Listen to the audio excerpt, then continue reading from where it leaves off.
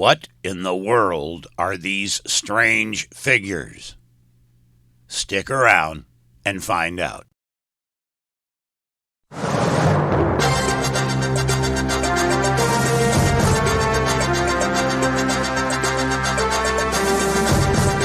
The following is a Blast from the Past special edition. Now, here's Mad Mark.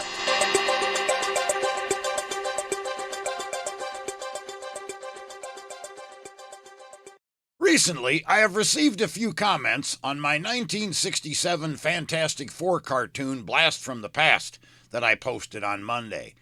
These followers wanted to know basically two things. First, why I used 12-inch figures from the 90s Fantastic Four cartoon to talk about the 67 show, and secondly, why I only showed figures of Johnny Storm and Ben Grimm. Okay, let me answer question number 2 first.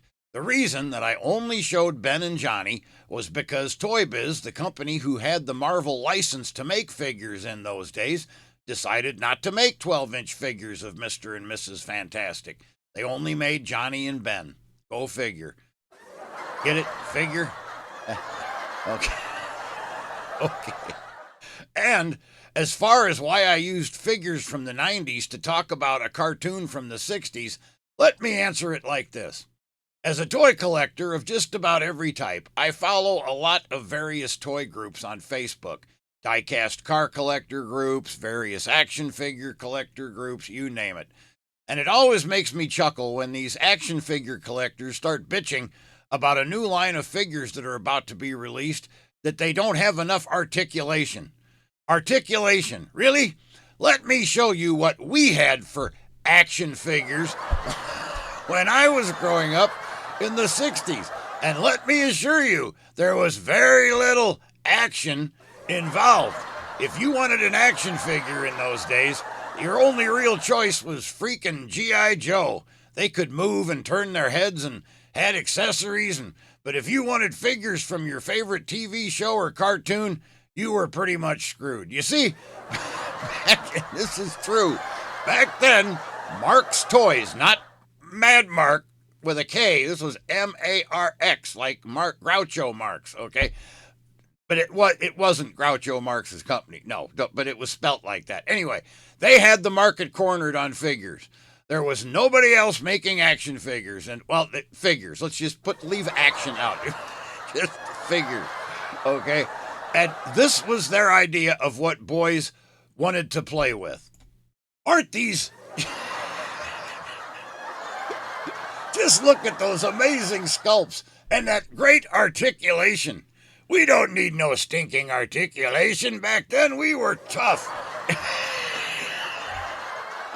You'll take this hunk of plastic and be thankful for it. Here, you can't even hardly tell. Okay, this is Spider-Man. You can see the webs underneath his armpits. That's about the only way you could tell it was Spider-Man. Daredevil. You know how you can tell? He got little points on his head. Yeah, that's Daredevil. Action. Captain America. Ooh, doesn't that look beautiful? Look at that.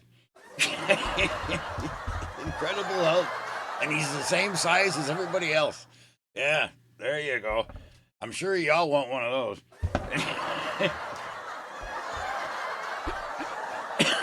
Can you guess who that is? He's green. It's Iron Man. Yeah, isn't that a beaut? Okay, and then you had Thor. There's the God of Thunder. That actually don't look too bad. Of course, like I say, all one color, no facial paint. No, that was it, and absolutely zero articulation.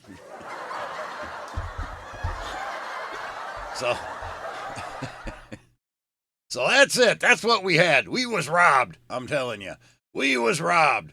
Real action figures for boys didn't come along until the 70s with Mego, the Mego figures, and even those were crappy by today's standards. Things finally turned around in 1977 when the first Star Wars figures came out, but by then I was graduating high school. So let's look at some more of these great figures that Mark's Toys produced for us kids back in the 60s. One of the more popular TV shows of the 60s was The Man from U.N.C.L.E., Now, this this was Mark's Toys idea of Man from U.N.C.L.E. action figures. Which one is Karyakin? Which one is Napoleon Solo? Hell, they might even be Han Solo for all I know. You can't tell one from the other. There you go, Man from U.N.C.L.E. figure.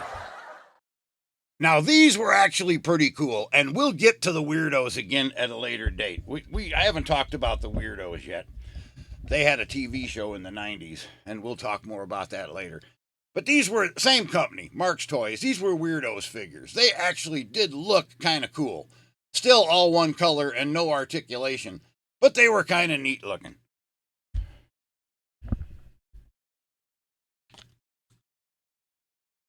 Davy and Digger. Kind of neat. And here's my all-time favorite weirdo, Freddy Flameout. He's pretty cool. We'll talk more about them at a later date, though, the weirdos. And then these are the last ones that I had. They did other ones, too, but this is just what I have in my collection. They did the Universal Monsters. And again, these don't look too bad for the time, I guess. You know, they're kind of decent. I don't like that they're all one color. That's kind of crap, but that's the way it was back then. You got Frankenstein. There's the Mummy. And then, well, Wolfman don't look the greatest. Creature from the Black Lagoon, he's pretty cool. So there you have it. That's what we had for figures in the 60s. No action whatsoever. Is it any wonder that Hot Wheels were my favorite toy back then?